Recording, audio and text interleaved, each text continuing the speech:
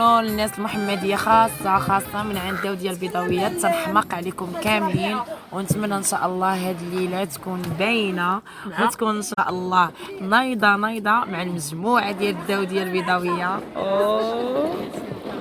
القص تحيه الليله قناه وانا تنحماق عليكم، نحماق على كاع المغاربه والناس اللي كيشجعونا من الجزائر ومن الناس خارج الدول كاملين باش ما ننسى حتى شي حد. نموت عليكم.